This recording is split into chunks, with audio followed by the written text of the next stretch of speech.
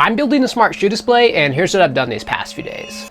In my last video, I talked about how I was thinking we were going to need at least 2 microcontrollers to run the entire setup. One that controlled the display LEDs and one that controlled the rest of the system. I was thinking this because the animations that run for the LEDs could be blocking other systems from running properly, leading to the timings of stepper motors moving and all that stuff being thrown off. However, after uploading the last video, I remembered something that I used in my robotic arm project, and that's the second core to the ESP32. You see, a lot of ESP32 microcontrollers have at least 2 cores, at least these ones do right here, which means that we could have different systems running on the separate cores and they wouldn't really be affecting each other. I used this in my robotic arm when I needed to read sensors and move motors without having the Wi-Fi stuff interfere with it. And we're going to be kind of doing the same thing in this project as well. But instead of using Wi-Fi, we're going to have actually the LED's animations run on a separate core from the rest of the system. The 2 cores will still be able to communicate, that way we know what animation to use. However, it shouldn't be blocking anything else from running. Now, I wanted to figure out how to do this a little bit better than how I did it in the robotic arm. And I actually found this article on what's called FreeRTOS, which I forgot what it stands for. However, you can basically set up tasks and then assign them to different cores to run on. And that's basically what I did here. I set up a separate task for each LED pulsing color and then made it so that you could switch between them by just pressing a button. Obviously, in the shoe display, we're not going to be pressing a button. It's going to be all automatic. Now, this task setup thing should help us with keeping the code a little bit cleaner and keeping it all on one microcontroller.